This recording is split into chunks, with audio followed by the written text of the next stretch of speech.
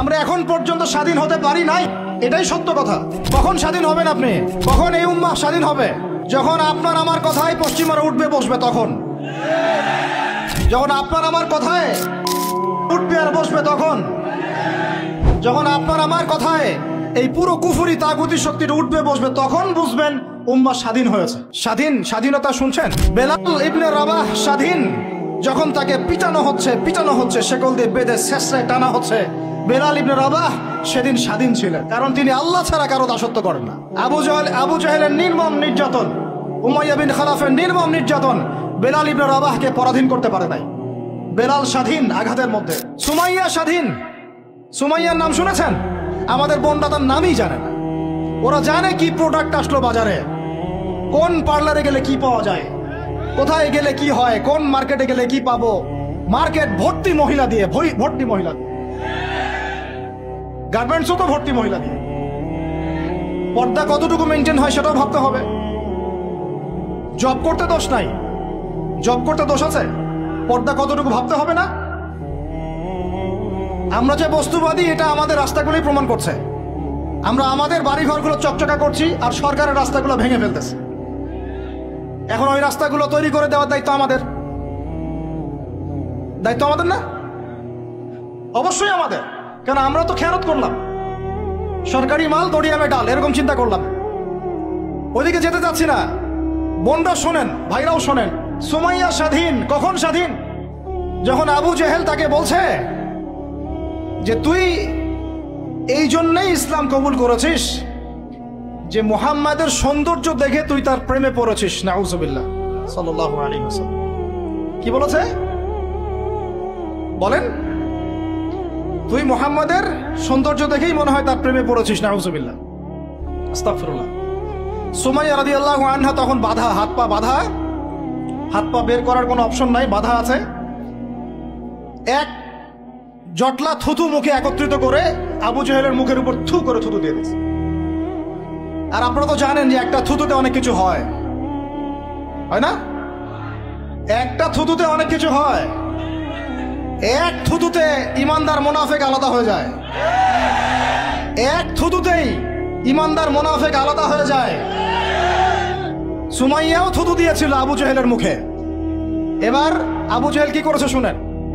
আবু জেহেল, তার কাছে একটা বর্ষা ছিল, বর্ষা চেনা যায়, বর্ষা সামনে অংশ চোখা, এটা দিয়ে সুমাইয়া রাদিয়াল্লাহু আনহার লজ্জাস্থানে আঘাত করে তাকে শহীদ করে দিয়েছে। ব্যথা অনুভব করলেন না? আমি জানি করেন নাই, কারণ সুমাইয়া আপনার কেউ না। সুমাইয়া আপনার কেউ না। সুমাইয়া আমার বোন না, সুমাইয়া আমার স্ত্রী না, সুমাইয়া আমার মা না, সুমাইয়া আমার খালা, ফুফু, চাচি, মেয়ে কেউ না। এই কারণে আমাদের আঘাত লাগে নাই।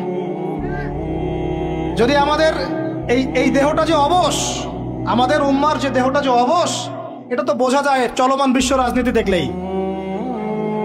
বিশ্বের যে কোনো জায়গায় মুসলিমরা আঘাত পাচ্ছে, মার খাচ্ছে, নির্যাতিত হচ্ছে। দোয়াও তো মুখ দিয়ে বেরো হয় না। তাদের স্মরণে একদিন কেউ রোজা রেখে একটু দোয়াও করে না, নামাজে একটু দোয়াও করে না, দুইটা কথাও বলে না, কোনো মানববন্ধনও নাই, কোনো প্রতিবাদও নাই, কিছুই নাই। মানে পুরো দেহটাই প্যারালাইজড, শেষ, অবশ অনুভূতি।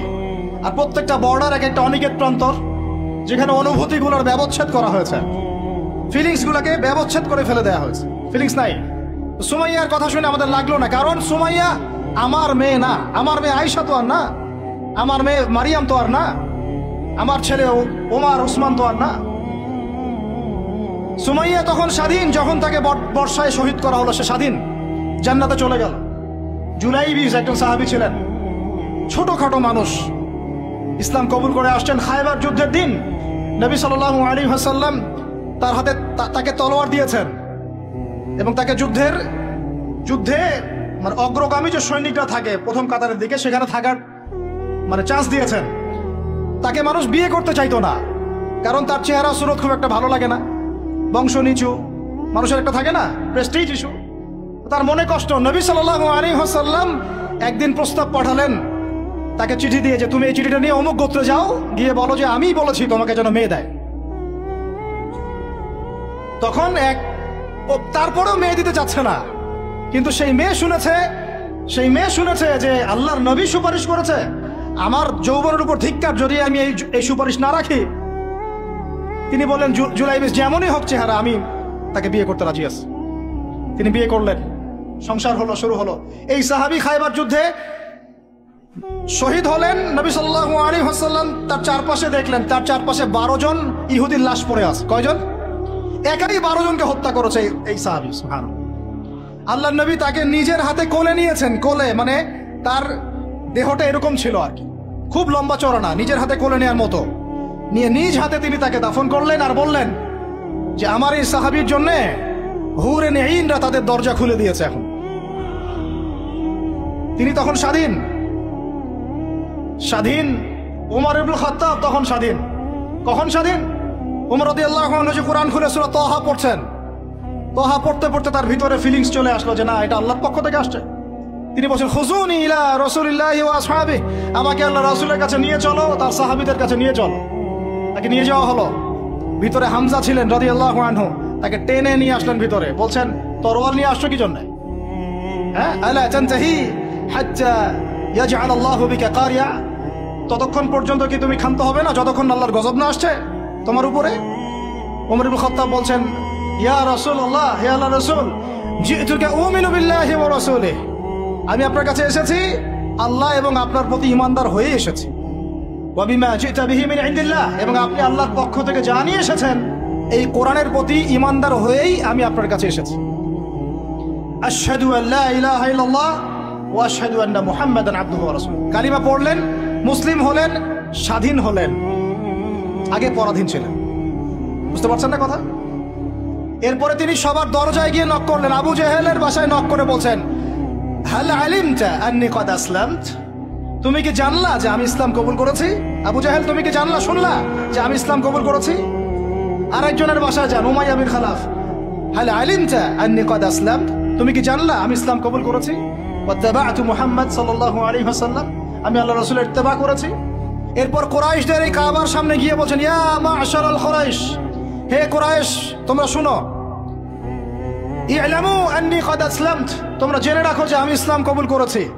ওয়া শাহিদতু আল্লা ইলাহা ইল্লাল্লাহ ওয়া আন্না মুহাম্মাদান আবদুহু ওয়া রাসূলুহু। এবার কুরাইশরা গিয়ে তার উপর আক্রমণ শুরু করলো।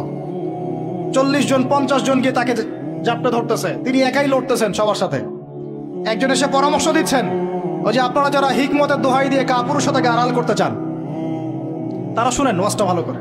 যারা হিকমতের দোহাই পেরে কাপুরুষতাকে আড়াল করতে চান তারা শুনেন। উনি এসে বলেছেন যে আফালা কুনতা কাতামত, তুমি কি ইসলাম কবুলের এই বিষয়টাকে গোপন রাখতে পারতা না? কি দরকার ছিল এভাবে প্রকাশ্যে বলার? কি দরকার ছিল এভাবে কাফেরদের সাথে একটা দ্বন্দ্বে জড়ানোর?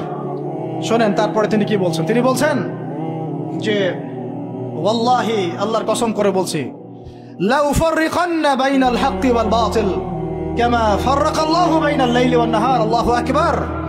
তিনি বলছেন আল্লাহর কসম করে বলছি, আমি রাত এবং দিন আল্লাহ পাক যেভাবে আলাদা করে দেন এইরকম করে আমি সত্য আর মিথ্যা আলাদা করে দেব ইনশাআল্লাহ।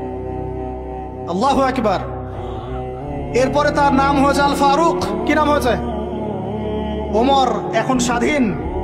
বলেন আমাকে, উম্মাহ স্বাধীন? উম্মাহ স্বাধীন? কিছু করতে গেলেই বলবে স্যাংশন দিয়ে দিব, কিছু বললে বলবে যে একদম টাকার মান কমাই দিব।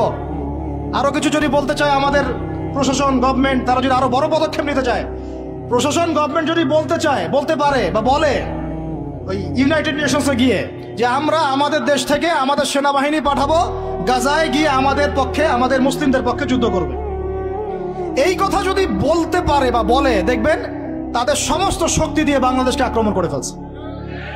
আপনি আমাকে বলেন আমরা স্বাধীন? উম্মাহ স্বাধীন? ওই তাগুতি শক্তির, বিশ্ব কুফরি শক্তির পরাজয় না হওয়া পর্যন্ত মুসলমানরা স্বাধীন না। আর ঈসা ইবনে মারিয়াম এই গাল গল্প করতে আসবেন না। তিনি মানুষকে খালি সুরসুরি মার্কা ওয়াজ করতে আসবেন না, তিনি আসবেন ওই গোড়ায় আঘাত করতে ইনশাআল্লাহ। আল মাহদি মানুষকে সুরসুরি মার্কা ওয়াজ করবেন না, খালি ফজিলত আর ফজিলত, এভাবে নয়। তিনি আসবেন দাওয়াতের মিশন নিয়ে, উম্মাহকে ঐক্যবদ্ধ করবেন, কুফারদের সাথে মুসলমানদের একদম সশস্ত্র যুদ্ধ হবে, তারপর এদের একটা একটা করে খুঁজে বের করে মারা হবে ইনশাআল্লাহ। আল্লাহর কসম করে বলতেছি, আমাদের একটা মুসলিম ভাইয়ের রক্ত বৃথা যাবে না, একজন শিশুর রক্ত বৃথা যাবে না ইনশাআল্লাহ। একজন বোনের ইজ্জতের মূল্য ওদেরকে দিতে হবে ইনশাআল্লাহ।